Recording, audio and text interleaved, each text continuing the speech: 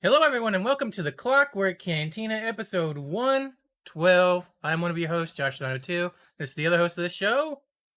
I'm DT3. What's going on, everyone? How are you doing out there, everybody? I'm going to be eating on stream. Sorry about that. I don't usually like to do that, but we're doing it because I wanted to get the show in, and I haven't eaten since I got up, and I'm starving. Um, but yeah, 112 episodes. Still moving. Doing awesome. Yeah. We were going to be talking about the Retro guns. Rewind today. Yeah, the Guns of Navarone, which was, I believe, Daniel's pick, because it wasn't my pick. So it's definitely his pick. That'll be in the second half of the show. We got gaming news. News is dropping as we're doing the show live. Like two things dropped, like while I was getting ready for things, and I was like, "Oh, I need to throw these in here really quick." Yeah. So probably be more news as we go through it and do all that. But how we usually start the show is what we've been up to the past week. So if it's okay, Daniel, with you, since I don't have a lot, I would like to go first, just because I only have like three things. Go for it. Been playing WWE 2K22. Been doing that on stream for a couple days. Still fun. But it took the back seat. For most of this week, as did like everything this week, took the back seat because I got the urge to play D&D, and I have pestered like 20 people to roll characters.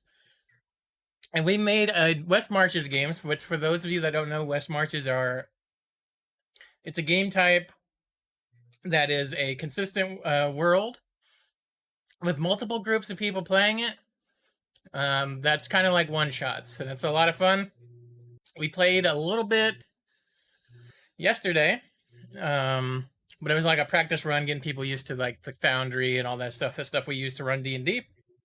But yeah, we played D&D. D&D's back, baby. We didn't stream it, but we played it. And I plan on playing a lot more of it. And last thing is I've mostly been just chilling out. I've been listening to podcasts. I haven't really watched a lot of movies other than the Guns of Navarone. I haven't watched any TV shows this past week. It's literally been 100% focused on D&D after like Wednesday, I want to say. But like, I just wanted to play so bad, man. It's like it just hit me, you know? I was like, let's It's been do a it. very long time, man. Very long. But yeah, that's what I've been up to. Daniel, what have you been up to? Oh, I did try a little bit of Lost Ark. That's it. Um, I uh have been playing. Well, I started playing Lost Ark last week, and I've been playing that. That's like the most recent thing I've been playing. So I've been playing a bunch of that. And that was pretty cool. I've been enjoying it. I played on stream for a couple days. I played off stream as well. That was fun. Play a little bit of Pokemon Unite as well. Played some Apex Legends. Played some Battlefront 2. The game was on sale on Steam for $6. And like I already had it, obviously. Mm-hmm. But Majin was like, "Yo, he bought it again because he's like, oh well, I have it on Origin, but the Origin's terrible, right?" So he's like, "Let me just get it again on Steam." So he not only did he do that, but he also gifted it to me.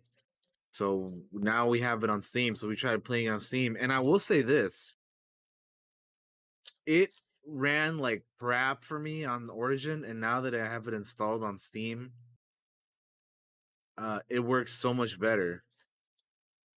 And not only that, but like the other thing is I had it on a hard drive before, and now I have it on the SSD, and it runs so much quicker too. So the difference of going from a hard drive and Origin to a SSD and Steam has been incredible. The game works as well as it ever has. So that was Did all great. your stuff carry over from your other Yes. account? It did. Okay. Yeah, I was just it did. curious. Yeah, it does carry over because I mean, you play it through Steam, but you still, it still like opens Mm-hmm. up your Origin or whatever, right? Because I it's an got you. EA game. So So yeah, it still does carry over for sure, which is good because I mean I don't want to start all over again for a third time because I had it on the PS4 when it first came out. So this is like technically the third time I own this game, but I'm counting it as a second because it's still progress from from Hmm. Origin. But yeah, so did that, and then I so there is a YouTube group called Blind Wave, which Josh is a moderator for, and I was a former moderator for, that started up their own Minecraft server, and I hadn't played Minecraft in a very long time, so I was like, why not? I'll join in and check it out for a little bit. And in the middle of that, not only did I join their server, but I also uh had to relearn how to like install mods for that game because it was a little like it's a little weird when you forget how to do stuff, right? So it's like, all right, Yeah. I need to get Optifine. All right, now I got Optifine. Now I got to get text, shader texture pack, and then even then, I was like, yo, I've never done this before. Uh, so that was that not only that though, but like I said, I also I created my own skin in Minecraft. Oh. I found this website where you can create your own skin or whatever, and I made one. It's it's tough making skins of like a person because these are you're talking about like cubed, square, polygonal characters, right? Hmm. So I ended up just making like like a Mandalorian, right? Like in my color scheme. So that's kind of what I did. But anyway, uh, that was cool. And then I started Deadwood season 2. Haven't finished it, but I started it. I didn't make more progress than that because I believe next week is our Deadwood show. Yeah, next week is our Deadwood show, so I need to finish the show and watch the movie, and then we'll talk about it all next week. It's gonna be fun, I think. Yeah. So that'd be cool because I've been enjoying the show, but I'm only in like I'm still early season 2, so I gotta from this point or after stream today until next week. I need to finish the rest of the show, so that'll be something. And then yeah, and then the last thing is the new Pixar movie Turning Red came out, and I watched it twice. Uh, so it's a good movie. If you haven't seen it, check it out. But yeah, that's pretty much what's been going on for me the past week. All right. I appear to be dropping frames, guys. There's a lot of people in my house today, and they're all on the internet, and some of them are probably downloading something. So give me 2 seconds while I go yell at them. And I'll be right back.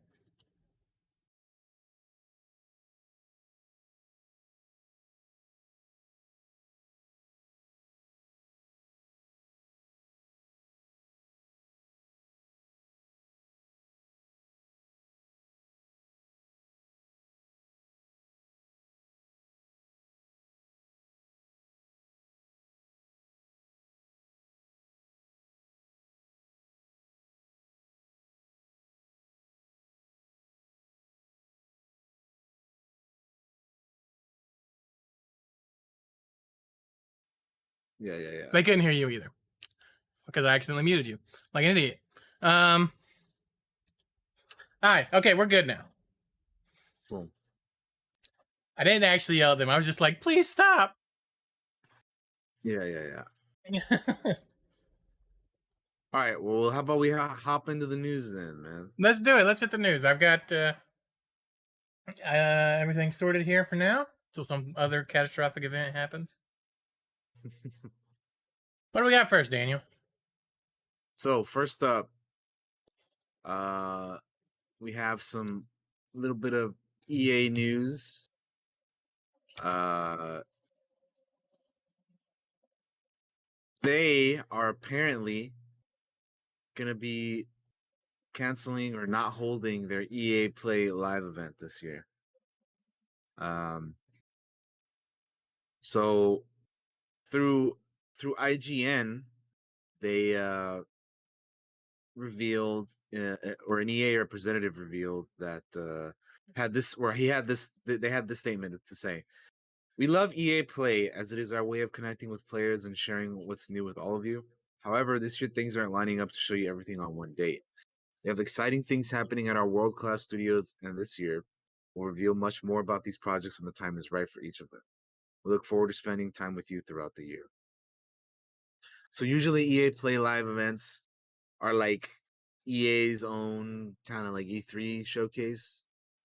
Um, and they've been doing it since 2016. Uh, and before COVID-19, it was one of the live in-person events where, they would, you know, do all that kind of stuff. But as a result of the pandemic, they became a streaming thing, kind of like Nintendo Direct does, or PlayStation, or the State of Play. Um,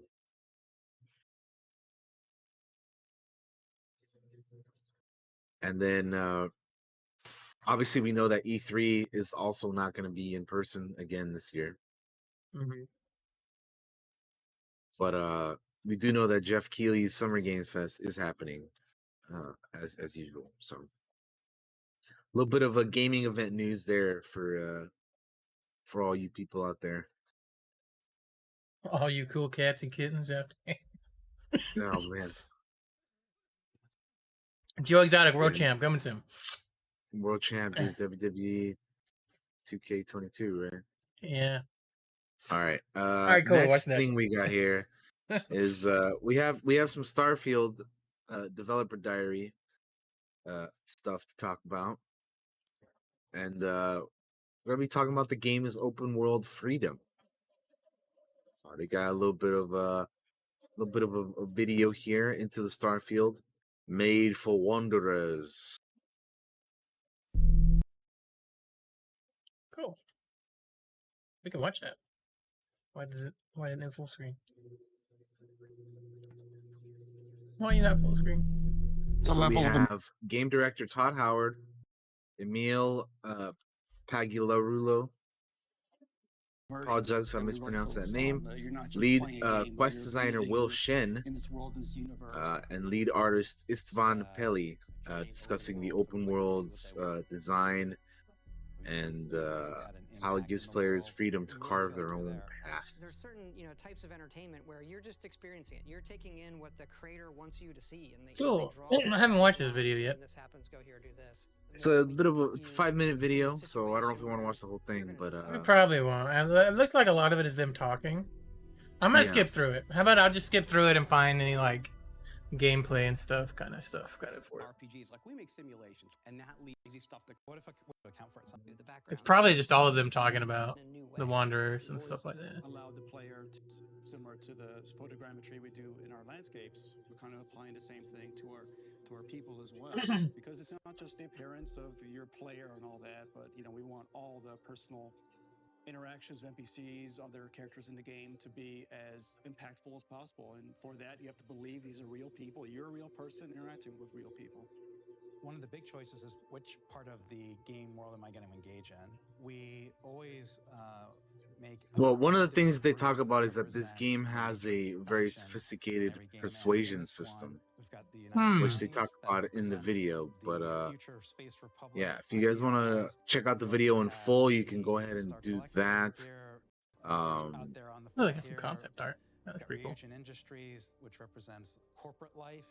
I think it has one of the best starts of yeah, this game seems you know, Interesting plays a with bad with guy, things you that can they're side or what story we wanting to write do with to it. one the player. when you're So I'm exploring very and your curious to companion see makes some like comment off the Yeah. cuff about something that more of it, like you know, in something that just happened. trailers and stuff. Because Just feel yeah, Isn't this I'm very, isn't very this is intrigued. supposed to come out this year, right? It's a real Yeah, person. it is. So, you know, we knew we wanted to I do feel like we something should start seeing actual gameplay, right? Other than like Yeah, we sat the little down and snippets we have we seen, didn't because start with this how is to do slated for Yeah, November. So if they're on November track for 11th. that, Yeah. Oblivion system, but we there should are a start couple seeing it, of I hints imagine, there. You have to think about within the a next risk here, month or two, right? Which right? one do I want to Yeah. choose? We You didn't guys want it to start be getting a building system hype where more than just. there was definitely No the offense, a bunch of guys It feels like sitting in a circle just talking about the game, like show us the game kind of thing. You know what I mean?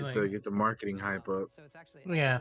as far as new systems in dialogue, I think it's definitely one of the most successful ones that we've had. Yeah. I think when we knew we were making a game about space, you ask yourself certain questions. But yeah, anyway, we can move on from And that. so All right, So what do we got good. next?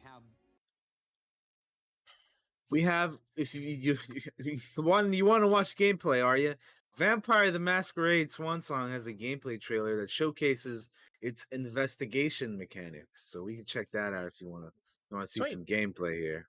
This is a 3-minute one you can Cool. check out here. This one actually let me full screen. Let's see what we got here. When you're ready, you can just press play. Awesome.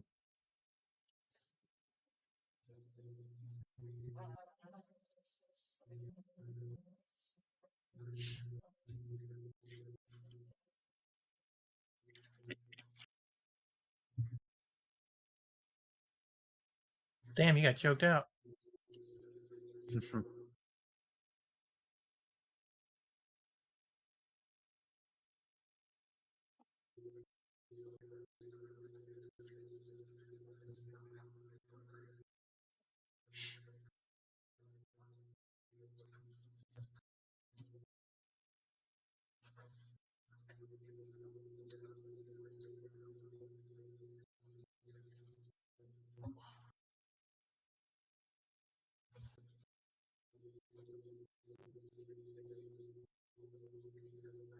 So this is interesting Damn. because I haven't seen this either. So Murdered the shit out of that cop. I wasn't I was kind of sucked in. Sorry, guys. I wasn't talking. I was just like watching. I wasn't really sure what kind of game like the gameplay was gonna be for this game, you know? Mm-hmm. Because I haven't really heard like a whole lot. I know we've talked about it briefly in the past. But like the other thing is there's been like so many Vampire the Masquerade Right. games like in development or whatever that I'm just like kind of like, which one was this one again? Also. So yeah. It's kind of cool to watch this one and play though. Yeah, from what they're showing, it seems to be very like you're an investigator. I don't know what kind of combat is in this game. It just seems to be, at least what they're showing here, obviously, is like they're showing all the talking and stuff. Yeah. That seems to be like what they're trying to sell here. Yeah. But it looks like there's a lot of skills. Like I said, this is the investigation stuff of the game. Detective mode.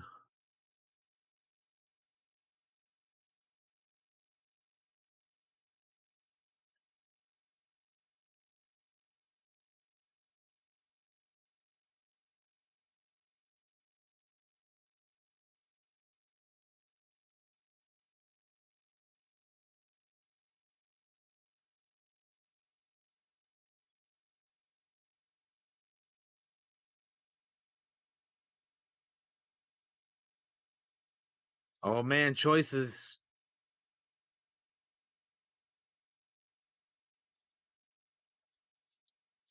It looks okay. I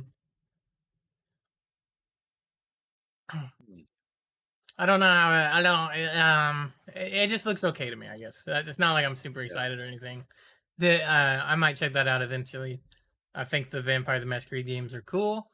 But as we know, we were supposed to get one, and then all hell broke loose with it, and like it was not who good. knows what happened. Yeah, it's This just kind one of in disappeared. particular, yeah. That one has been like in which was the second game we're talking about, yeah. Yeah, I can't remember the exact Vampire the Masquerade fucking 2, yeah.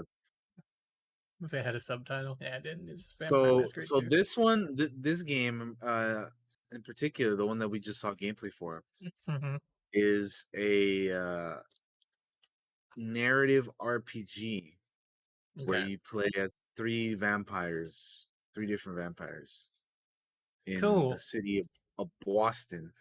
Boston. Yep. Bit of a thriller, this one here. So it's kind of like That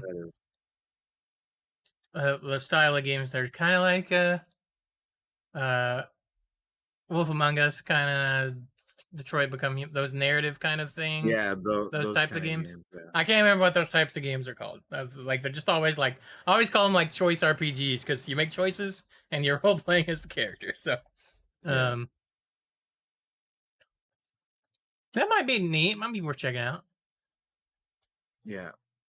Vampire the All right. Masquerade's a fun world to play around in. Next thing we have here is there was a PlayStation State of Play for Hogwarts Legacy. Yes. And this is a whole ass 14-minute video, so we're not gonna watch all of it, and you can go check it out if you want to. But they had this at their State of Play last week, and yeah, this is what they got here. Now I know there's been a lot of like controversy over this game because Harry Potter and J.K. Rowling and then and all that.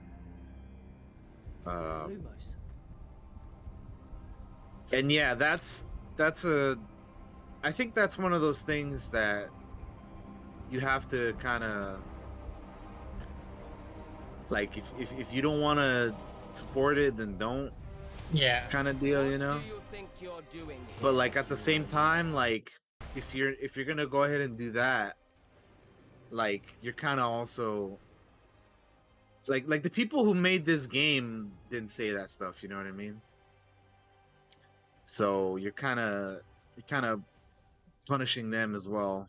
I also feel like a cool Harry Potter game. When the game probably started development, some of that stuff hadn't even been said by J.K. Rowling, and it's like, well, we're already in this contract. We kind of don't have they really don't kind of have a choice but to make the game. I imagine at that point, you know what I mean. So it's not like they can pull the cord on it. Like they have. Yeah. It is a mess. Thing, though. It's kind of what it is. Yeah. It is. Yeah. It's a. I'm not even like that big of a Harry Potter fan to begin with. You know what I mean? I'm not either. But yeah, I don't know. It's definitely something to it's definitely something that's been up in discussion there with this game and like anything Harry Potter nowadays. Yeah. So yeah, I don't know. I understand I get people like wanting to boycott the stuff, but at the same time, I'm like, dude, like, just you gotta remember the people that are working on the thing too, So yeah, it's there's a point where you have to stand your ground, and I respect anybody that does. Obviously, it's up to the individual person to make their choice on it and stuff. So, but it's like just like we did with like Blizzard and Call of Duty and all that stuff. There was a point there where it was like, you know what, I can't support this company. That's a little bit different because it's the people in control of that company making the decisions. This is like you have the creator of the work and then you have the adapters, right? So it's like almost two different deals. I don't know why I was holding up a plastic fork, but that happened. But you know what I mean? Like it's a little different. Yeah, so it's definitely it's always a tricky thing when something like this happens. So I definitely understand. People feeling one way, and another about this kind of stuff. But yeah, I just wanted to bring that up because I know that's definitely something that's a huge talking point at the moment. Yeah, and if you are going to talk about this game, you do need to mention it. I feel like for sure. Yeah. I will With that being say, said, yeah. go for it. Well, I was just gonna say, from what we watched this as it happened, and I was like, even though I'm not a huge Harry Potter guy, I thought the game looked pretty good, pretty cool. Yeah, that's what I was gonna say. Like that being said, I'm not even like we are both not huge Harry Potter guys. Like I'll rep Ravenclaw or whatever because I took the test and that's what I got. But like I'm not even a huge Harry Potter person, and this looks kind of neat. I mean, I'll admit the combat looks weak. Like it's just some dude like you're just swinging around a wand, looking all funky. But like the rest of the game looks pretty interesting. Pretty neat, pretty fun. Yeah. Like it has the game has potential. You know what I mean? Yeah. Well, some of the things I find interesting is like you're gonna get sorted into a house. Okay, well, does that getting sorted into one of your houses, does that change the story? Like, does that each house have its own story? What's the replayability like? Is that not gonna matter at all? They talk about companions. Companions and friends seem to be like it doesn't matter what house they're in, they're always gonna be your companions and friends, rivals kind of deal. I'm just kind of curious to how that stuff shakes up. Yeah. I'm a story first guy, so that's usually what's really important to me a lot of the times in RPGs. So I'm kind of curious, do I need to play this game 4 times total to get the whole story because of the houses, or what's the deal with that? They didn't really talk about that. Like, but yeah, I thought the game looked interesting. The combat is a little, I feel like there's going to be a lot of the enemies are standing there waiting to attack you while you swing your wand around, because that's what it looks like here. However, I imagine the combat's probably not 100% finished yet. They'll always be tweaking and working on it. But it does look a little weird as there's like 4 dudes over there, and they're just standing still, and you're waving your wand at them. Yeah. Some of the finishing moves that they show in here look really cool though. Like there's one where you grab a sword with the wand and throw it at the fucking knight and destroy it. That's pretty dope. Yeah. But that's a finishing move. That's not like the actual combat. And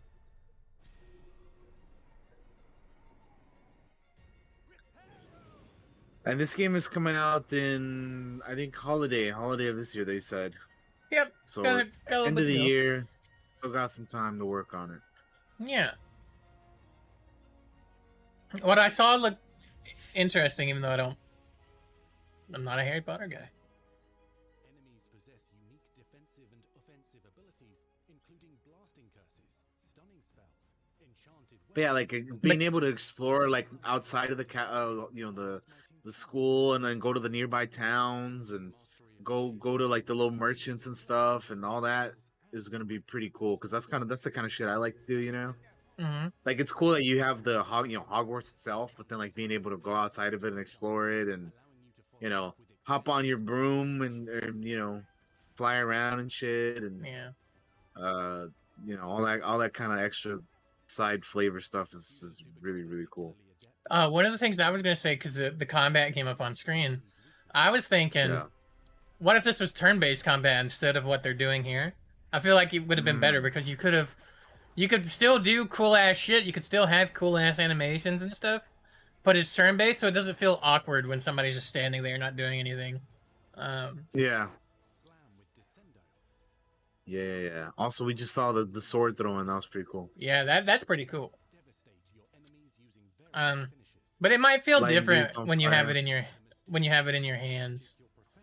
I'm also curious. We'll have to wait and see, I guess. I'm also curious to how they'll use the DualSense controller in it. Like, do I want to get this on my PS5? Like, am I gonna have to do weird shit with the trackpad to cast a spell, or is the controller gonna talk? Am I gonna have to wave the controller around like an idiot? So it goes flying out of my hand. You know what I mean? Like, there's still a lot that that information that would be interesting to know. Yeah. My biggest concern is the combat. The rest of this looked like they seem to know what they want to do with the story. They have talents and abilities. I know some people. There's a point in here where you see some timers over an item, and people were like, "Oh my god, they're gonna do microtransactions." But I think they came out and said, "No, we're not doing microtransactions. It's just a balance thing." So you can't just spam grabbing items in the Like you can make your own little house thing. They show at one point during this. Oh yeah. That was something that that was really cool too. Because I just assumed that you would live in Hogwarts or whatever, right? Right. And it's like, oh, here's your place because you're a student. But then they're like, yo, you get your own little cottage or whatever outside. I'm like, that's fucking cool. Mm-hmm. And they got like little creatures and animals and shit from that you've seen in the movies. It's like, oh, that's pretty neat. So yeah, there's a lot of stuff in here that I just don't like fully get because I'm not a pothead or a Potterhead or whatever the fuck you want whatever the name is. But I mean, it looks pretty intriguing. Pretty neat. Seems accurate to what I remember. I've only seen the movies once. But looks like what I remember it looking like, Yeah. And there's a little beast dude from the Fantastic Beasts movie. Which I've only seen once as well. Look at that! I want to play some Quidditch, man. Let's go. They haven't confirmed Quidditch yet for this game, but they should definitely put it in here. Hell yeah, dude! They tease it a little bit. I feel like. I'm glad they are gonna have companions because I feel like that's like one of the big things, at least in the movies, is like here's Harry and Hermione and Ron. Yeah. They're homies. Yeah. Kind of deal. So.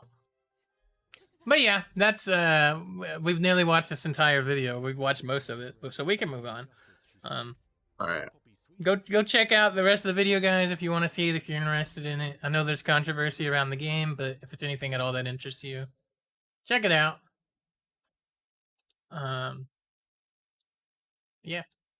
What do we got next, Daniel? Next up, let's talk about Fortnite, which we haven't talked about in a long time. But the reason we're bringing this up is because they're doing Chapter 3, and in Chapter 3, they are apparently going to be changing up the game here a little bit.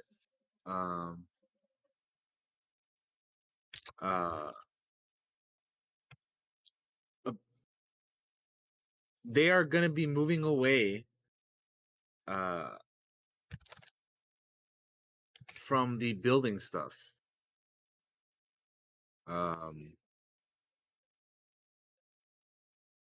So they've removed their main building mode for this.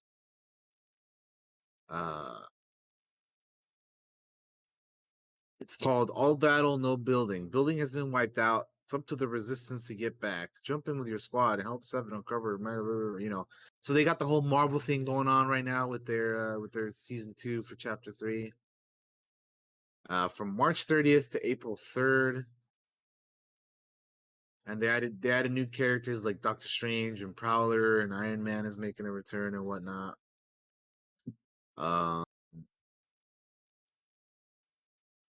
So they're adding,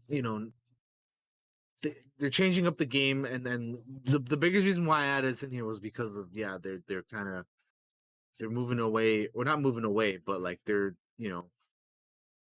not doing the building for this new thing, which I thought was interesting because for as long as I remember, that's been like the thing that separates Fortnite from the other battle royales. They have a bit of a trailer, or what is this? It's not a trailer. It's more of a I guess it is a trailer, story trailer, but I don't. That's we don't need to watch that.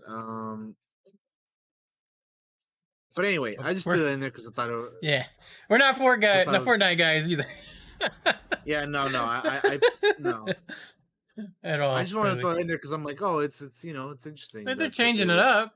There's not a lot of games that will take out that will take out one of their most popular features, right? It's what makes the game the game. So Yeah. in a way, it's risky as it fuck, but at the same time, I don't think it's not gonna be a permanent thing. Like No, no, it's no. just for like this season, right? So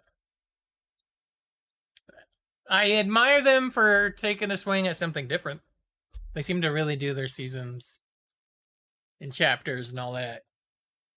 Like they always go to the extreme, so that's kind of cool. All right, next up, I put these two in here. But we got an announcement today of something we already knew about, but have confirmation of, which is a new Witcher game. We're gonna get. I have an article Yeah. here on thewitcher.com. They also put out a tweet. It says, "We're happy to announce the next installment in the Witcher series of video games is in current. Oh, sorry. The next installment in the Witcher series of video games is currently in development, kicking off a new saga for the franchise." They have an image up. We can. Oh man, I was hoping I could get a bigger image, but here's the image, right there.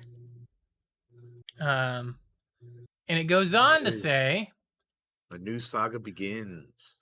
"This is an exciting moment as we're moving from the Red Engine to Unreal Engine 5. So they're moving engines. They're beginning a multi-year strategic partnership with Epic Games. It covers not only licensing but technical development of Unreal Engine 5, as well as potential future versions of Unreal Engine where relevant. We'll closely collaborate with Epic Games developers with the primary goal to help tailor the engine for open-world experiences. At this point, there's no further details regarding the game, such as development timeframe or release date, are available." Red Engine, the technology which powers Cyberpunk's 2077, is still being used for the development of the upcoming Cyberpunk expansion. So there it is, guys. Not a lot, not like a giant. Here it is. It's just like, here, we're gonna have a new Witcher game. I really hope we get to make our own Witcher this time. I know Geralt and his story's kind of done.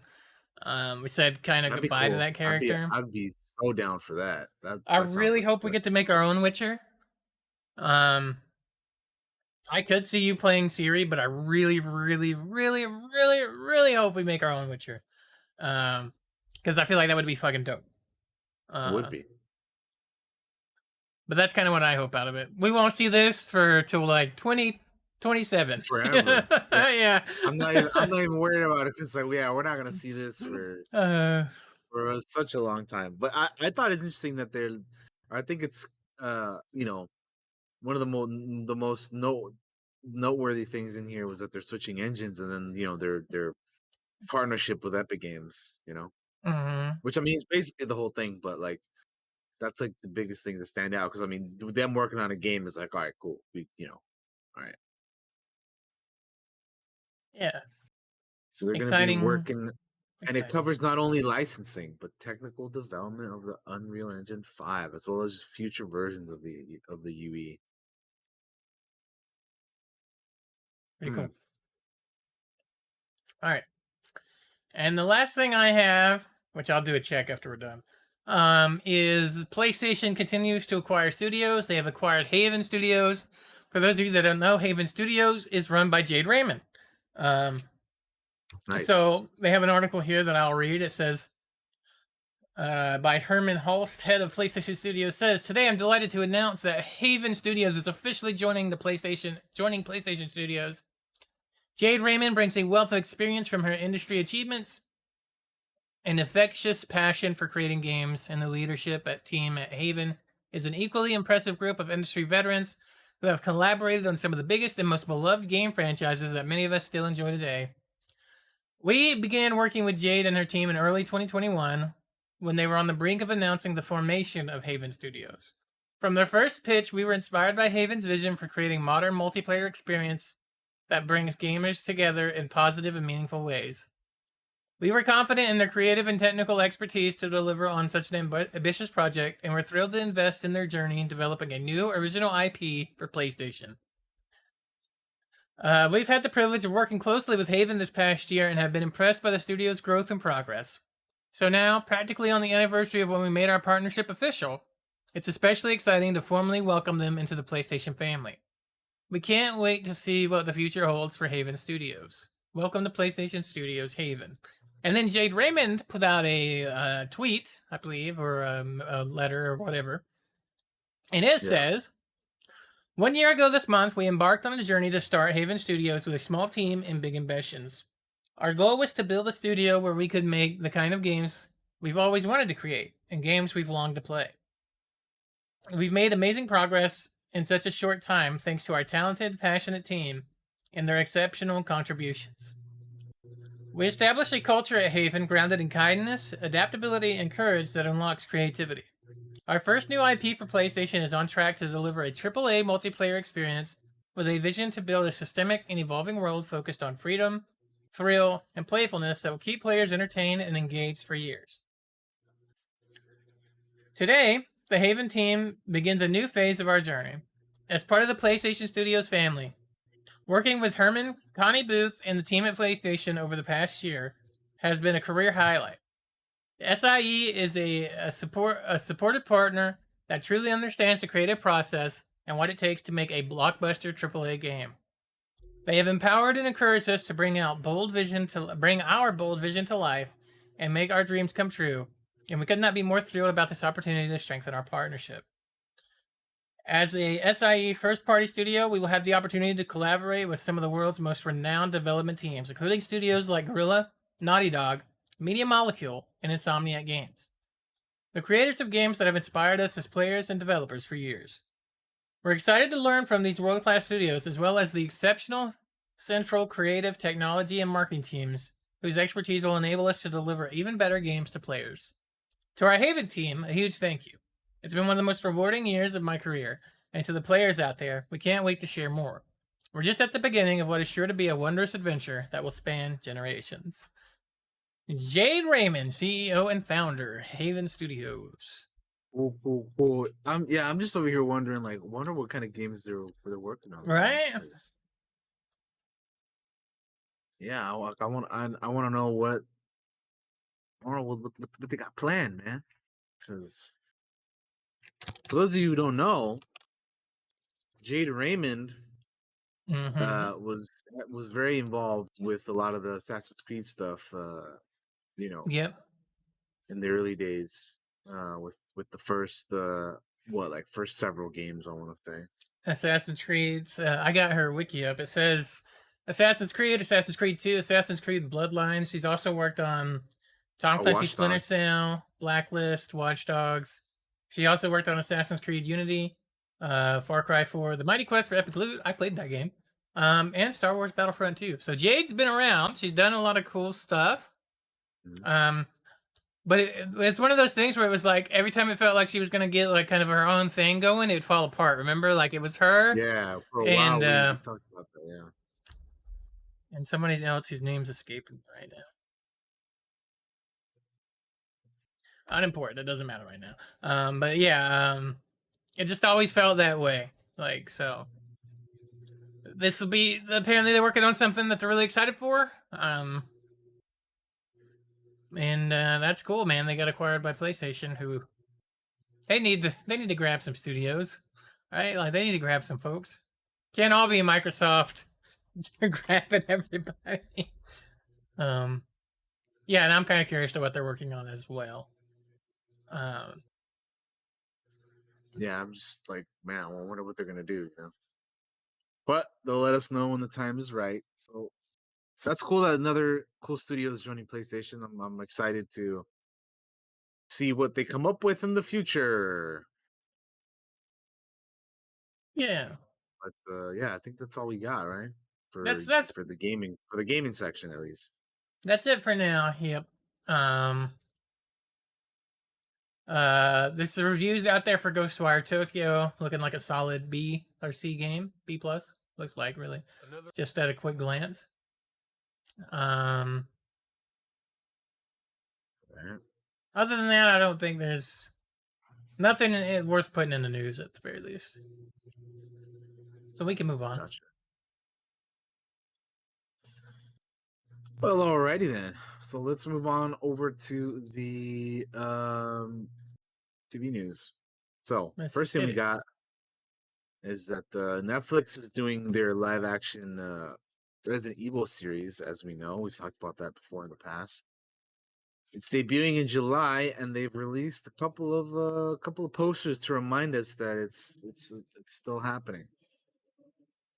So we have 3 very similar posters. You got a yellow background with Netflix on the cover, and then Resident Evil on the text as well. And then it's just put some blood in there. So all very similar, but slightly different.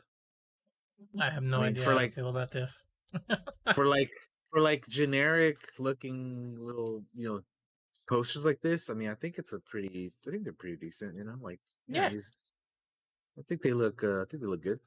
For not showing like anything other than here's just what we're doing and this is when it's coming out. I think they look decent. So yeah. The vial says T virus on it. I know that's a thing from Resident Evil. The T virus. So, I know that's a thing. Yeah. So we have a little bit of a Netflix description.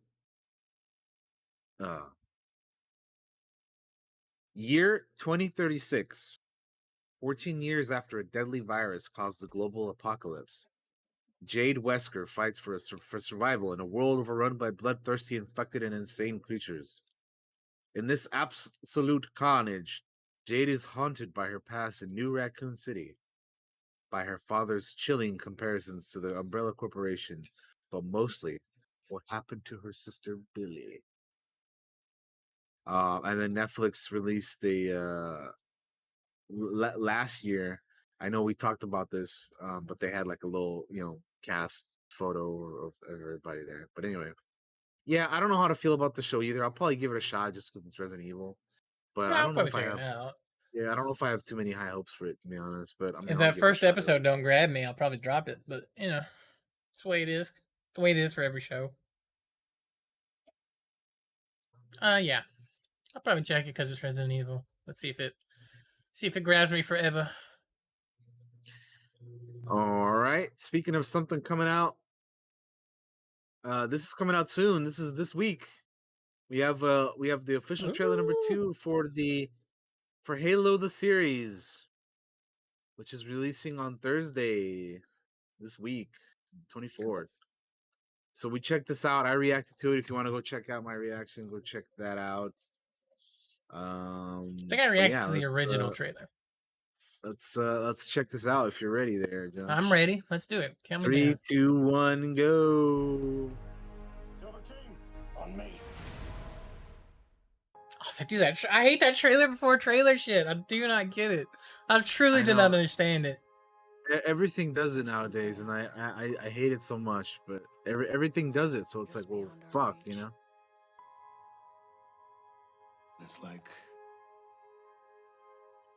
opening your eyes for the first time after living in the dark. I'm really curious to how well this is gonna do. It's either gonna be loved or people are gonna hate it. Rage is all I have left. The Covenant will not stop. What else are you willing to sacrifice? Everything. Dr. Halsey. What's the point in saving humanity if we're gonna give up our own? I'm interested. Yeah, one of the things for me is that it's just it's tough. Like it's gonna take a while for me to get used to Master Chief voice. I'm so used to the guy from the games, Yeah. And then right here you got fucking Pablo Schreiber, porn stash over here playing Master Chief. So it's gonna take some getting used to, but yeah, I know that this is not gonna be connected to the games in any way, right? Like they're doing their own spin on Halo. I think they said they didn't even look at the games when they made the show or something like that. I was reading. Really? I don't know if that's true. It's just something I read out there, and that made me like, I don't know if I like that. Even if you're not following the canon of the games, like you at least should look at your source material. That's what I'm saying. I don't know. we'll still check it out, right? We'll see what they got. Yeah, we'll see how they do. And that could be one of those things where somebody took something out of context and put it on an article somewhere, and like, you know what I mean? But it was, it made me think, well, that doesn't seem very smart. That doesn't bode well. Yeah. Well, speaking of trailers, we got another trailer here. This one is for Miss Marvel. Disney Plus's Miss Marvel. Yeah, let me get that up for you. Coming out in the summertime. Finally, we got a trailer for this. We've been waiting for a long time. Because this show was originally supposed to come out last year, and then they pushed it back because they had to, change it up a bit for one reason or another. And here we are, finally getting to see something for it. Yep. You reacted to this. I reacted to this as well already. Yeah. We both react to it. So if you want to go check that out, go check out our reactions to this because we definitely watch this. But if you're ready, we can Look at that. play this. I didn't 3, look at her notebook 2, before. 1, play. Ant-Man versus Man-Ant. Yeah. Playing some of the weekend here. So first off, I just want to say, I get it. Some blinding lights. High school. Kamala. Another Avengers shirt. Cute. She thinks I'm some kind of weirdo. You were a weirdo. The whole little comic book. Excuse me. The whole comic book, like bubbles and like things that are appearing where they're not supposed to be. Reminds me of like Scott Pilgrim a little bit, and that kind of stuff. Hey, already? Really? Come on. Yeah, I heard that as well. I've never seen Scott Pilgrim. Oh, it's a good movie. Maybe they're right. I spend too much time in Fantasyland. That is not you. It's not really the brown girls from Jersey City who save the world. That's a fantasy too. So one of the things that people were talking about is how they changed her power set. Kind of. Yeah. You know why? Did you hear something?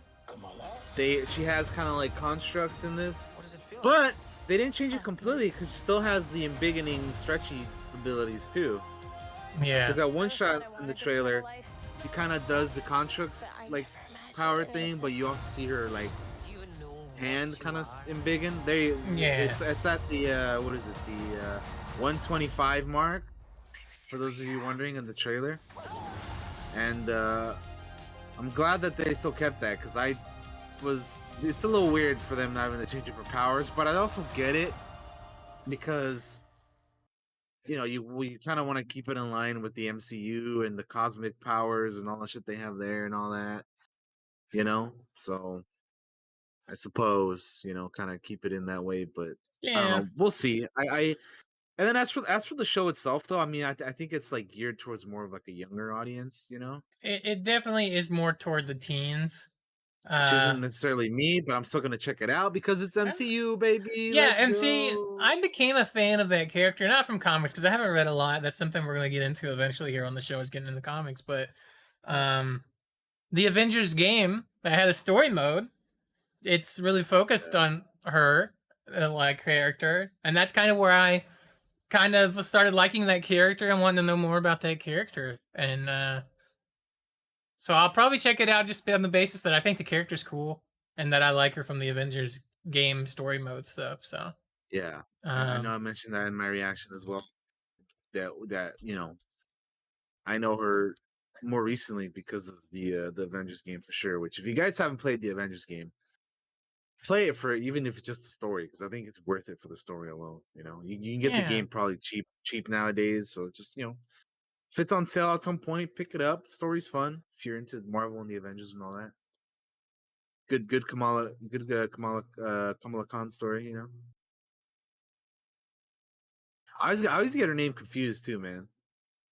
So I'm like, damn, like which one is it again? Like, that's because I've heard that the name gets pronounced two different ways depending on how you want it pronounced, right? Like some people want it one way and some people want it the other way, I think. So I get them confused as well. Well, I know it's like one of the ways is like the way she says it in the trailer too. Like she corrects the girl, and I'm just like, Yeah. I feel bad for always not mispronouncing it, but I can't. I need to remember how to say her It's name. But anyway, nothing. It's for me. It's nothing personal. I'm just an idiot and can't remember most of the time which way to pronounce it. I try to get it correctly. Another thing they did though is they released a poster for the show, which is cool because I know that this is a like comic book cover here. Yep. That They even have turned this into a shot in the poster. trailer. A part of it, kind of. When she's sitting on the street light there. So they're respecting where they're coming from, at least. They're like, that'll make a great poster. Let's make it a poster. Boom, poster. It's a pretty cool poster. I think it looks great. Yeah. Hi, Wayne. Yeah, I think it's a cool looking poster though. I dig it. Yeah, for sure.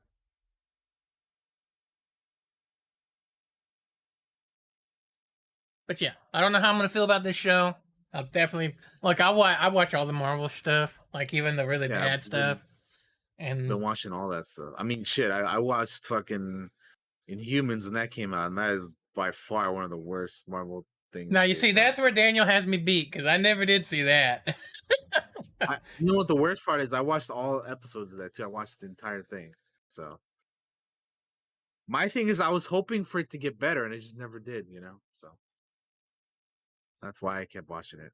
And also, I don't really like starting stuff and then just like abandoning it. You know, but sometimes I Yeah. will because it's terrible. But like, I don't know. I Yeah, want to hope things get better. But it's not often I'll abandon something.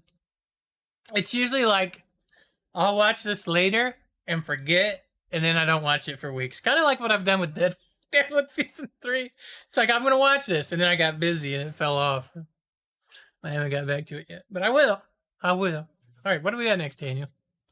We have some casting news for The Mandalorian season 3. Christopher Lloyd, great Scott, he's joining in what I assume is going to be a guest role. That's what I heard. Mandalorian season 3. Because yeah, I mean, Christopher Lloyd is an old dude now, right? I don't imagine him being like a recurring character or anything. They should make him an 80. He's 83 years old. So I don't imagine him being like a recurring character. He'd probably be a guest role, you know, kind of like our boy Michael Bean was in one episode of last season of Mandalorian, kind of like that, you know. Mm-hmm. That's kind of what I picture him being. So obviously there's no details about his character or anything, but yeah, even in this article they describe it as a guest starring role, which again makes total sense. So I'm be very curious to who he's gonna play, because I'm curious to what's gonna happen in season 3. You know, where we're gonna go with the Mando. Like, I can't wait. I mean, it's always been my like thing. My what's the word I'm looking for? My guess, I suppose, that I was looking for a better word than guess, but we'll just go with guess. It's always been kind of my like thoughts, guess idea that they're gonna try to reclaim Mandalore or do something with Mandalore. So I would imagine that we're gonna get Din teaming up with Bo-Katan again and her crew, with Sasha Banks and the other dude she was with, whose names are Cosca Reeves and Axe Woves, by the way, in case you guys don't know. I mean, they're like side characters, so I don't imagine people to know much, but so I imagine he's gonna team up with them, and then maybe we also bring in the Armor and Paz Vizsla again too, and we kind of like have some stuff with Mandalore going on with the dark saber and them going back to it was mentioned in the book of Boba Fett by the Armor that Din has to go to the mines of Mandalore or something like that, or the caves of Mandalore, because he's because the cult is always like, oh, you got to keep your helmet on. If you haven't, you got to go. So anyway, that whole thing. Mm. So I imagine maybe they'll do something there, and then yeah, I mean, I'm the separation from Din and Grogu did not last very long. I was kind of hoping they were separated for a little longer, but obviously we know that if you watch the Book of Boba Fett, they've been reunited now. Yeah, it's gonna be weird for people that didn't watch Book of Boba Fett and start watching Mando season 3. Right? Like, I hope everybody watched Boba Fett, because if you did, you can be very fucking confused. Yeah, which I kind of wish they would have saved the reunion for Mando, instead of Yeah. Steven and Book of Boba. But don't Yeah. get me wrong, I love seeing it in Book of Boba. But like my thing is, I kind of wish they would have kept them separated longer than they did. Mm-hmm. Because I actually agree with you. I agree with you. It doesn't like it would have been more impactful. But anyway, I that's a whole other conversation. So yeah, Christopher Lloyd joined the Mandalorian season 3. I'm excited. I can't wait for season 3. So very excited. So very hyped. Very curious who he's gonna play. But yeah, I'm all for this. This is cool casting.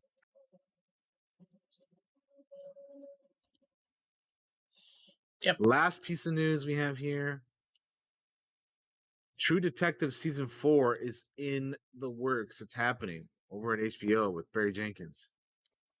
This is a show that I haven't started yet, but I really want to. I heard seasons 1 and 3 of True Detective are awesome. 2, not so much. But I really need to. Really need to watch this because I've heard great things about it, but I just haven't checked it out yet. So I started watching season 1 and then I fell off of it. To get back on. Yeah, I gotta start it, but yeah, I'm glad they're doing season 4. Hopefully, it's as good as the good stuff they've done. But I haven't seen any of it at all, so I can't really comment or speculate much about anything. I do know. I think this is one of those shows where they like change up the characters every season, or is that not how that works? I think that's what they do. Okay, yeah, because kind of like Fargo. Like I know Fargo. I haven't seen the Fargo the show either, but I know that every season they kind of like throw in new. It's like an anthology series, right? Where like every season is different with different characters and actors and stuff. So you follow different detectives through True Detective, I believe. Yeah. So how it is. Anyway, I need to check this out. It's cool that they're doing a season 4. I'll get to the show at some point. But yeah, it's pretty cool. We can go ahead and move on to the movie news since that's all I got for TV. Yeah, let's go. We have a trailer for Sonic the Hedgehog 2, and I was originally supposed to react to this one, and I did, but halfway through the reaction, my mic bugged out, and so the result of that was that my audio was muted for like the latter half of that. So I was like, well, I can't do nothing with this now. So technically, I didn't end up suck. I didn't end up uploading it, but I did watch this, and I get ready, Josh, because there is a trailer before the trailer on this one as well. Of course. So 3, 2, 1, play. Why do they do this shit? Why? Well, I'm already watching the trailer. Why are you doing this? I don't understand. I don't know, man. I don't get it either. I like the little ringtone. Sorry. Life or death situation. I need you to use the ring to save me, like right now. Also, this is totally fucked up. Why would you do this to these people's wedding, man? That's messed up. I still haven't seen the first Sonic movie. I just hope we're not too late. Oh Lord, there are 2 of them now. What's happening? It's fun, man. I like the first movie. I thought it was an enjoyable time. Sega. I discovered the source of ultimate power. The Gemerald. The world is doomed. You rock some kind of space porcupine. I am an echidna warrior. Fucking Idris Elba voicing time to say goodbye to Knuckles. humanity. Welcome to the new norm. This is your moment to be the big hero. Bad time to say this, but I don't actually have a plan. Hey, you got a little something on your Boy. Someone call an Uber? It's cold in here. Let's turn up the heat. This is like as I'm like watching something, man, Jim Carrey is like perfect for this character, man. Oh, great, the Winter Soldier. With just the way he says shit, man, it's hilarious. You are terrible at this. Your negative attitude is not helping. We stick together, no matter what. You're unskilled. Big ass robot. Untrained. Unworthy. You forgot one. Unstoppable.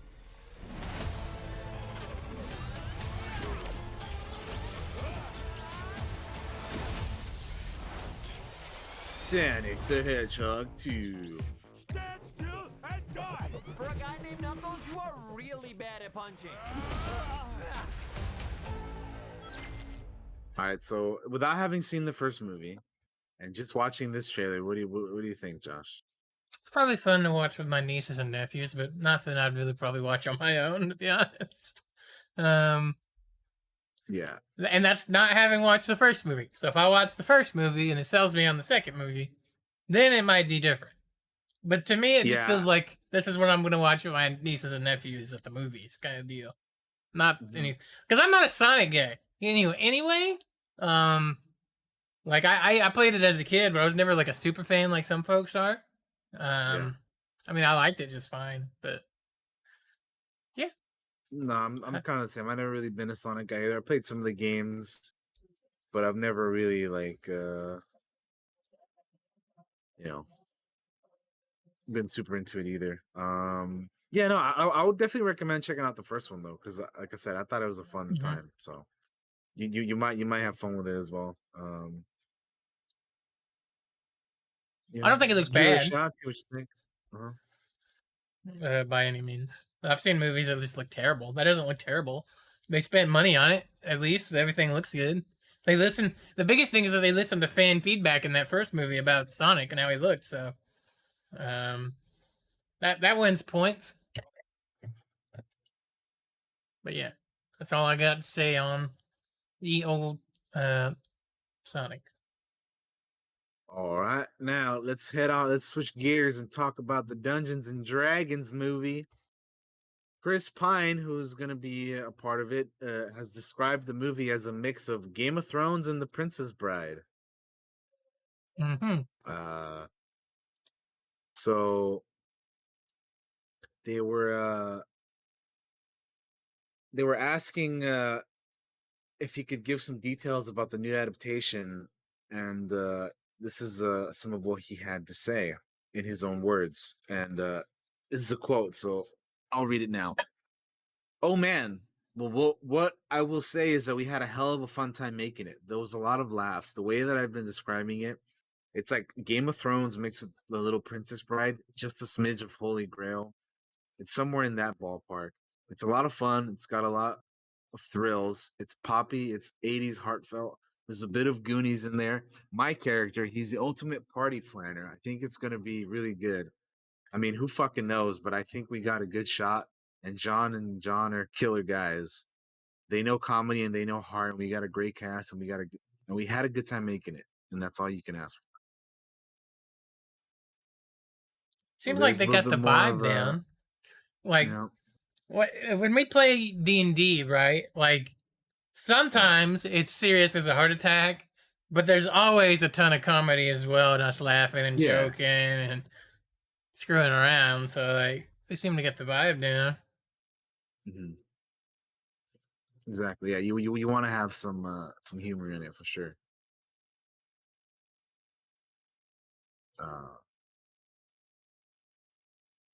Yeah, so that I mean that sounds pretty good to me, if they can get the good aspects from all that stuff and mix it in together, then yeah, that sounds cool.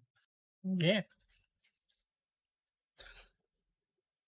Oh god. Last two things here really quickly. The Batman star Paul Dano, who played the Riddler in that movie, not only played the character in the movie, but apparently he wrote a comic for Riddler Year One, which is coming out later this October. That's So pretty he cool. wrote the comic on his character, and that'll be coming out later this year, which I thought was pretty neat, you know. Yeah, let me get the photo up for you guys. There's a Twitter photo of the little cover Yeah, art Riddler there. Year One with the glasses and all and everything. I think that's cool. When the person playing the character is like, Isn't that yeah, so involved in into the it, so character? into Yeah. it, and like they want more. So yeah, that's pretty cool. Yeah, I think that's pretty dope. Because I liked his Riddler, man. It was, I know we talked about it in the Batman episode that we did, but yeah, it's without getting into too many details or spoilers or anything. He was it was definitely a different version of the Riddler, and yeah, it'll be curious to see how he got to that point. So Yeah, I'm down for that. I also can't wait to watch the movie again. Like, Oh, me too, dude. I seriously can't wait.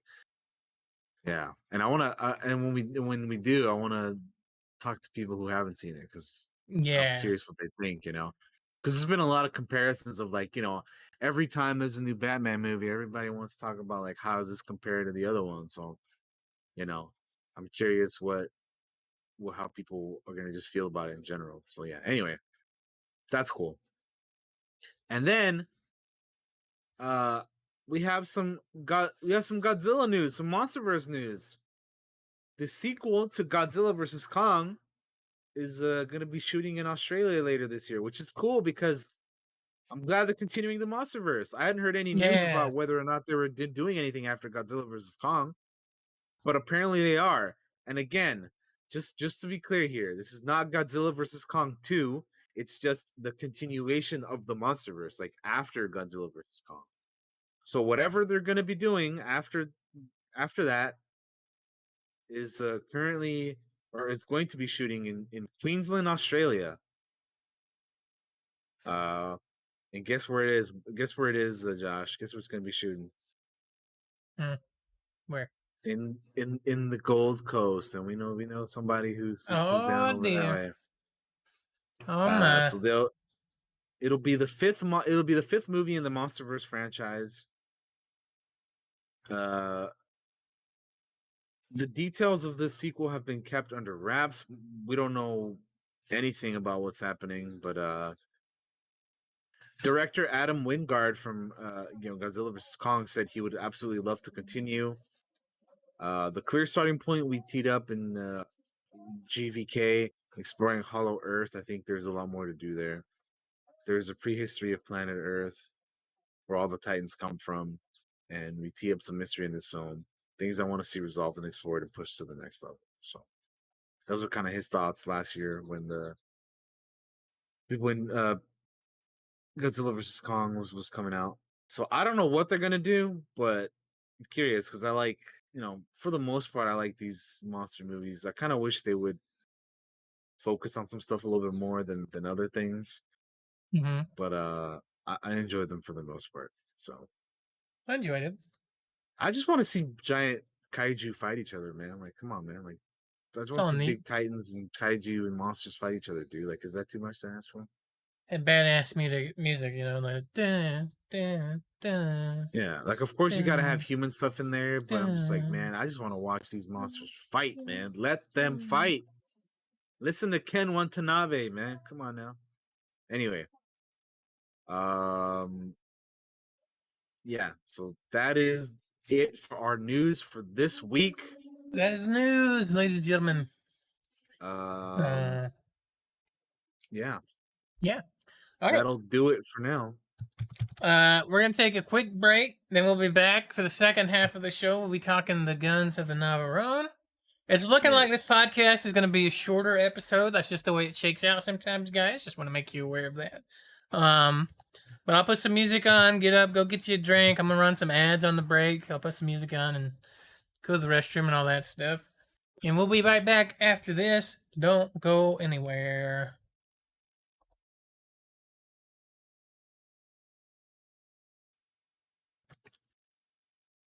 Hello, ladies and gentlemen. We are back with more of Clockwork Cantina here in the second half of the show. We'll be talking about Daniel's retro rewatch, The Guns of the Navarone. First time I've ever seen it. Daniel, was this your first time seeing this movie? Or have you seen it before? It was the first time. It was the first time I'd seen it. That's why I chose it, because I wanted to watch it. Other than if it was on as a kid, I guess growing up, this would be like this is the first time I've paid attention while watching it. I guess is the caveat here. Yeah. All right.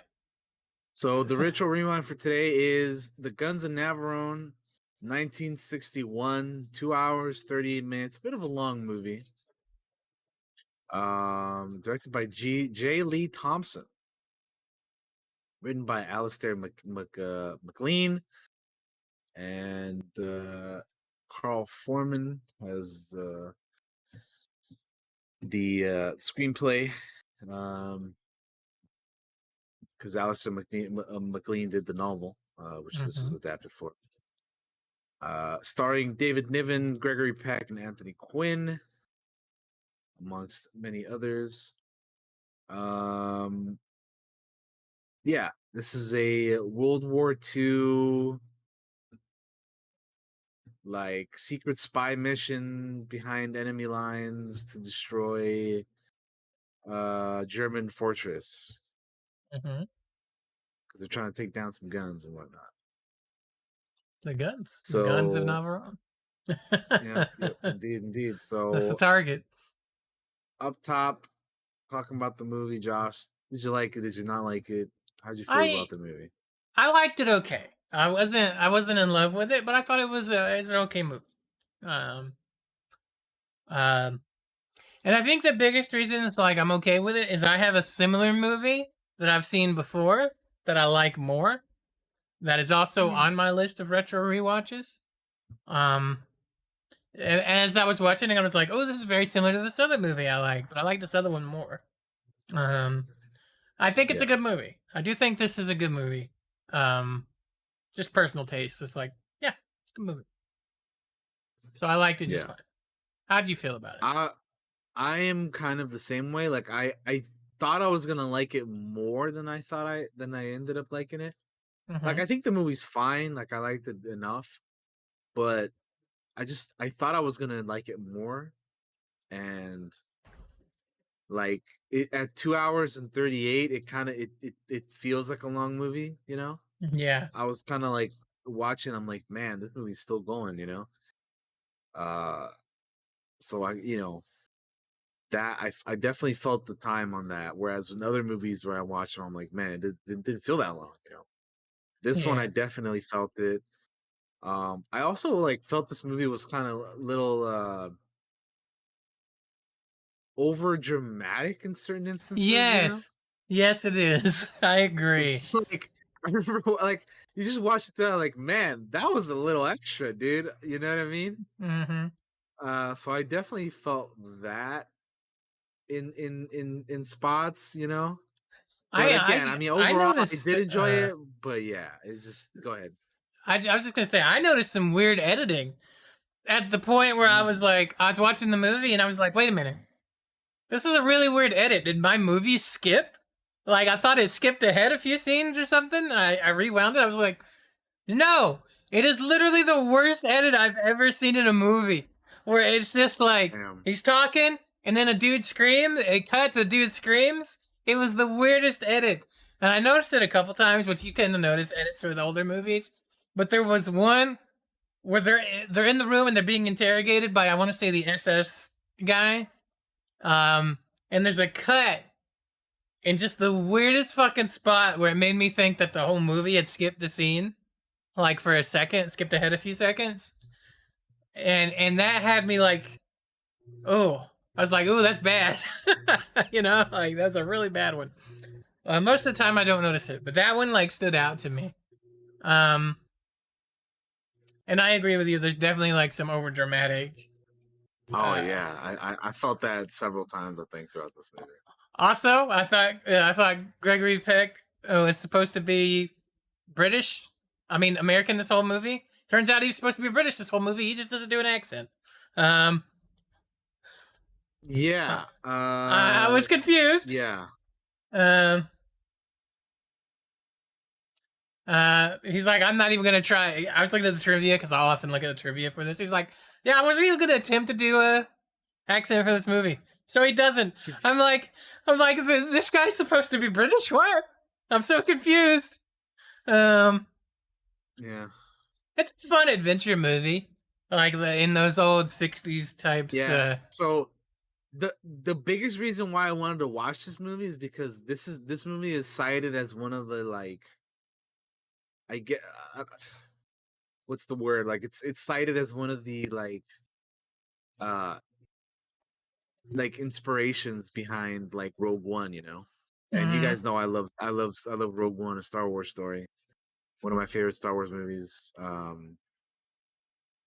And like this is one of the movies that is mentioned as like being like, yeah, you definitely, if you like this, if you like Rogue One, go, you know, go check that out, you know. It's just one of a few, you know, because you got like after you watch the movie, it makes sense, you know. You got like a group of commandos, you know, taking down, you know, sneaking behind enemy lines, trying to take down a whole, you know. So in that way, it definitely makes a whole lot of sense, and it adds up and all that. Yeah. Another one I know is I think the one that you that we're gonna be watching next, right? For the next retro rewind, where Eagles Dare. Yes. That's another one that is like, yo, if you like Rogue One, go check this one out. So yeah, it was like Guns of Navarone, Where Eagles Dare, and then, you know, Dirty Dozen, and, you know, a few other ones. But anyway, yeah. So yeah, Josh is playing the trailer right now for Yeah, the I just have it movie. up for you guys. I have it muted, but I thought it'd be Yeah, so interesting you to can have see it all the playing as all we the, talk all about the it. cast and everybody. Oh yeah, and then the whole traitor situation that happened too. I'm glad that there is a traitor, because like if they didn't, like so many coincidences would have happened throughout this movie that would have taken me out of it. Like it's like, how did they know they were here? How did they know they were here? I was like, well, at least there's a traitor that explains at least some of that. Yeah. So there is a traitor in the.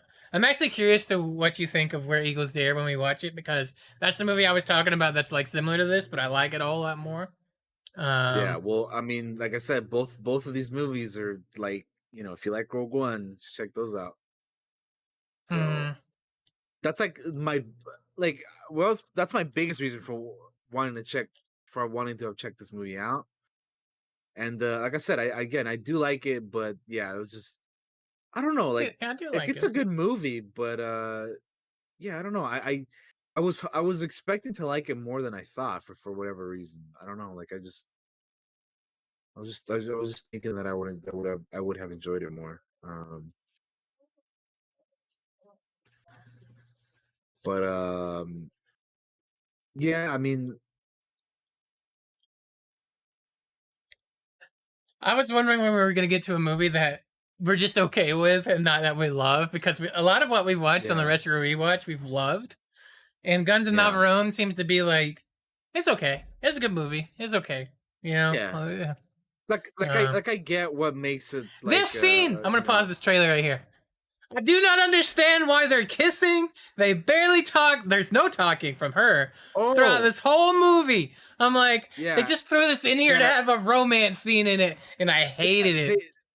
they kind of just threw in romance just to have it, because like, all right, Gregory Peck, you want to kiss somebody, that kiss her, you know. I'm fine with them That having beautiful definitely women in the was movie. weird. Yeah, It's fine that they were in the movie, and it's fine that they were like fighting, like they actually fight at times. But like, did they really need to have a romance scene right there? Like, especially between two characters that have hardly interacted. Like, it's just, oh, Gregory Peck, kiss me moment. You know, like, yeah. and you know. But there are scenes I liked. I liked the whole wedding event that happened like right here in this scene of the trailer. I liked this. I thought with the this was an singing and all interesting that. scene. Yeah, I thought that was cool. I thought it gave added a lot of interesting realism to the movie. But at times things happened where I was like, fucking really? Like they get captured by the Nazis at one point, and I'm like, why wouldn't you just execute them immediately? You know, like if you, it took me out of the movie a little bit when they got kind of captured for like, you know, and also like at the end with the elevator going up, it goes up and down like 3 fucking times before it triggers the bombs. I'm just like, for the love of God, this movie would have been shorter if you just had to do it the one time. You know, like, I would have trimmed the fat a little bit here and there. I know it sounds like I have a lot of knocks on the movie. I still enjoyed the movie. I thought it was a fine movie, but yeah, I get you. I understand. It's just like I told my dad, I said, listen, I gotta, because I gotta go watch the Guns of Navarone. He's like, oh, that's one of my favorite movies. He's like, yeah, I like it. Oh, cool. I was like, huh. So you've seen it, but I haven't. It's like, how'd that happen? Why haven't I seen this? Yeah, I mean, I don't. The thing is, like, I'm trying to like figure out what else to say because, like, it's. I just think it's a fine movie. Like, I don't, you know what I mean? Like they're like we kind of mentioned all this. I think a lot of the other stuff, like was a scene where he's like they showed in the trailer, where he's like hanging off the rock or whatever. Like nowadays, like you just look at that and you're like, oh yeah, you know that's, you know. I'm sure back then it was fine, but you just look at that now and you're like, oh, there's, you know, there's Gregory Peck, you know, pretending to hang from a rock. Another thing I have is kind of, and I'm gonna spoil the movie for you guys. Is like characters start dying at the end for fucking stupid reasons. Like, you know what I'm talking about. I'm talking about Spiros literally in a gunfight with Nazis in the open with a machine gun. What are you doing? You're supposed to be a trained soldier, dude. Like, it makes no sense. I'm sorry. That scene in the movie when it happened, I thought, this is so fucking stupid. I hate it when characters die like this in movies because it makes no sense at all. Like, I feel like he could have done that death still and done it where it made more sense. It's standing in the open, shooting machine guns at each other. Oh, it was so dumb. I hated it.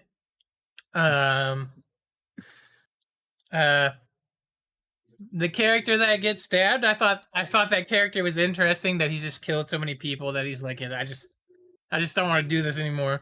Like, I could smell them when I sleep, you know? I thought that was an interesting take on the character. And then, what's he do? He gets murdered by a knife on the boat at the end of the movie. It's like, guys, we're getting to the end. We gotta have some deaths. Why didn't you just kill him throughout the movie? You know? think that's part of what, like, remember I was talking earlier about how this movie is a little over dramatic. That's part of the being over dramatic stuff. The finale of this movie is a little, it's a bit over dramatic for sure. I have major issues with the way that the Spiros dies. It's like they literally kill him because his sister's here and she's gonna have a romance with this other character. So we're gonna kill him, and it's like, I'm like, I know that's what you're doing. You're burying the brother, you know, like a trope. It's almost like a trope in some movies, where it's like, oh, he's got a sister and she's falling in love with this other guy, and the brother's dead now. You know, it happens a lot. And I don't mind that the character died. That's fine. But couldn't he have died a cooler way than standing in the open with a machine gun, machine gunning another Nazi that's across from him, like shooting each other? Like, let him run in with a grenade or something into a fucking room. At least that would have been more heroic. This just felt to me like this character's just like, he's just stupid, you know? Like, you know, like, come on. The whole the misinformation thing in the scolapoline, the fucking medicine that the SS gives that guy. I'm like, these people in the 60s really thought they had truth serum? We don't even have truth serum modern times, hardly. Like, you know what I mean? Like, Different times, man. it's like, oh man, it kind of takes me out of it because I know better, I guess, and like, Yeah, I mean that's the thing, right? It's like we're watching an older movie, so there are some things that just don't age well, man. Like that's just how it is, man. That's just how it's gonna be, you know. So you either like, you either get taken out of it, or you have to try your best to like, look past that. But yeah, there's yeah, this I totally feel you. I get you on that. there's a scene where a character's wounded, right? Not Mallory, Franklin. Is wounded, and it's just after they break free from like the captured Nazis. He's like, I expect him to be treated with respect because they're breaking the house. And the Nazis like, we don't make war on the wounded. I'm like, fucking bullshit, you didn't. You obviously don't know nothing about World War II and the Nazis. Like, you fucking killed everybody. Like, come on. It just took me out of it. That's all. Like, But hey, I think man, that's the we're fighting thing. Nazis. And who doesn't like fighting Nazis, right? I love fighting Nazis. I just thought it was stupid when they're like, we don't make war on the wounded. I was like, maybe you should have read your history book before you wrote this movie a little bit more. I think that's my biggest issue with this movie is it breaks immersion for me a lot. It takes me out of the movie a lot and makes me think like, well, that's bullshit. Oh, that's bullshit. Gotcha. That guy standing there getting machine gun is definitely bullshit. You know what I mean? Like, I think that's the thing. And why this is just like, it's an okay movie. Like, I had a fun time with it, but it's not like, I wasn't in it. I was very much aware that I was watching the movie The Guns of Navarone. Yeah. More than anything.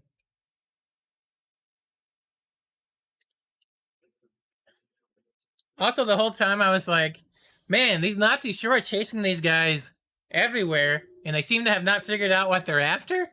I was like, I feel like you knew what was gonna happen. Like at a certain point, like they're like looking for explosives. Well, they're obviously gonna go blow up the guns of the Navarone. Maybe we should put more guards on there. You know? Like it just felt weird. Everybody in this movie is treated stupid at times. That's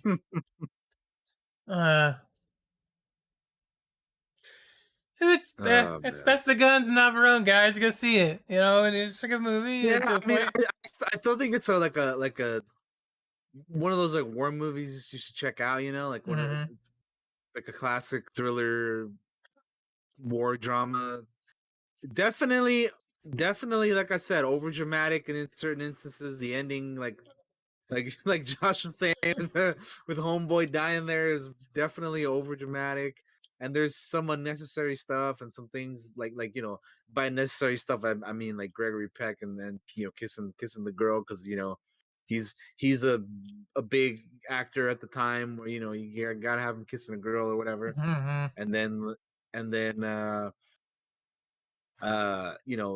the inconsistencies of certain things like Josh was saying with real life and history, because knowing that you're watching a movie, knowing that that's not a thing or this didn't happen or that that's not quite right.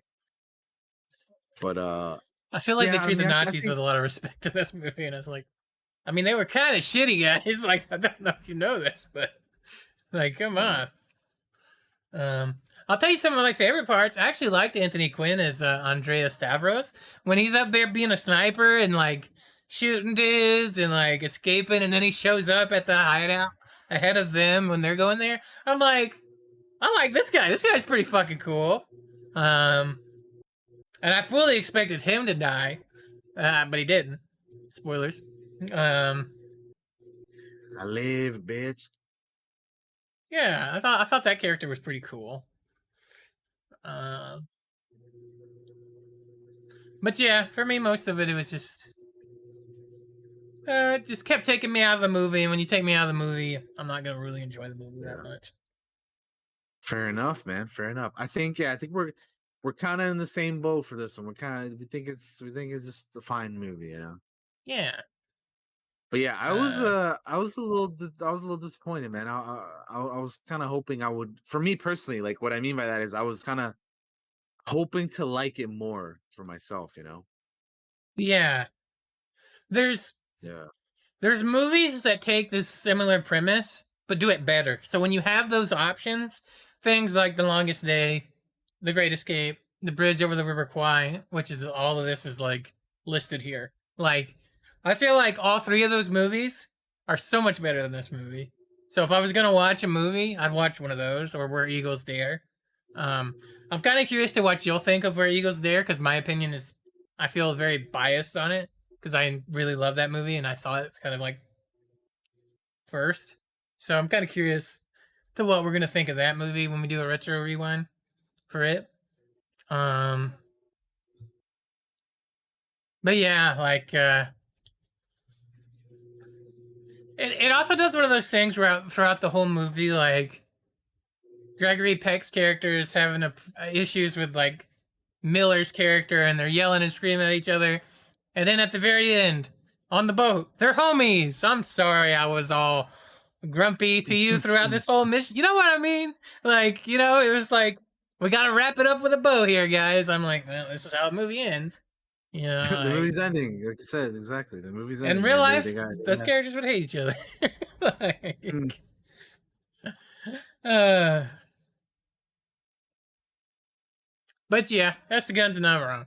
Is there anything else you want Yep. to say on it, Daniel? Not really. I mean, I'm curious to see how this you're comparing this to Where Eagles Dare, which is I believe literally our next retro rewind next month, right? Isn't it funny how we keep going back to World War II movies? Oh wait, it's not next month. Never mind. Next month is Chinatown. Yes, that's right. We're going back to Noir for next month, and then we go back. We've plotted, guys. We've plotted out retro rewinds for months in advance, but it'll happen eventually. So Where Eagles Dare is a few months from now, but it's happening. But anyway, that's interesting.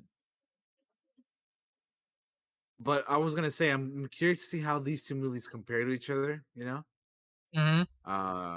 Seeing how they're both similar in some ways. So we shall see. We shall see. But yeah, I think that's all we got for this one.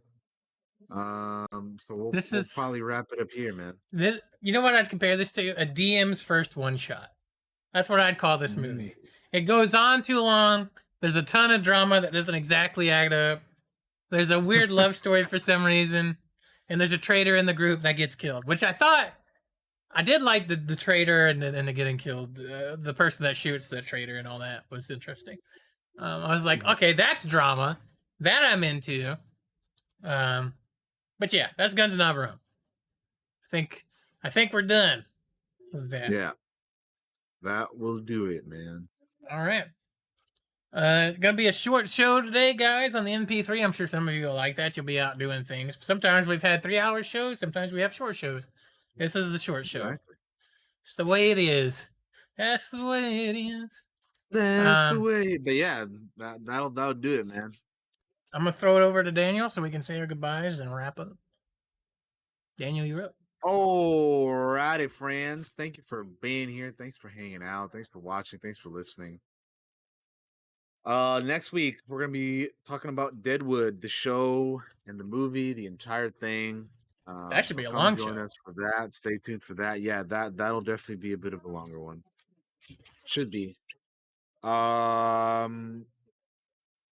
than that, I'm just gonna be starting Terminator Resistance tomorrow. Tomorrow. Can't wait. Come hang out. Come join me in that. I'm excited to start that up. What difficulty are you gonna play That'll on? be something. Probably just normal. Playing Just it for normal? the first time. Gotcha. Playing normal. Yeah. I'm excited for that. Because I've been wanting to play that game for a while. So come join me there. What else? I think that's pretty much it. I'm excited to talk Deadwood. I gotta watch more of it. I'm gonna try to watch more movies because I've been slacking again. I know, we have our goal to watch more movies this year, and I was doing pretty good in January and February, but this month I've kind of been slacking a little bit. So you're way ahead of me. I gotta watch more, man. So I gotta pick up the pace. But yeah, thanks for watching, guys, and we'll see you tomorrow and next week for more. So bye, peace out. Go follow us on all the things here in the bottom. Peace out. All right. coming up for me, we'll probably do some WWE throughout the week if I can find time. I would like to. Or we may start something new. I was trying to figure out what I want to do. I've been really into D&D, so I'm really hoping that even though we're not going to stream it, unless people want to, but nobody's really been like, hey, let's stream D&D. I'm hoping we'll be playing some more D&D by the time we do another podcast. So everybody's been making their characters and stuff like that. They're getting their groups together over in our West Marches style campaign. I need to finish up Deadwood as well. And I'm kind of curious to see what happens throughout the week. I'll let you guys know. That's going to do it here for us on the Clockwork Cantina today. And we will see you all next time. So we will see you next Monday. Or tomorrow if you're at Daniel's stream. Bye-bye.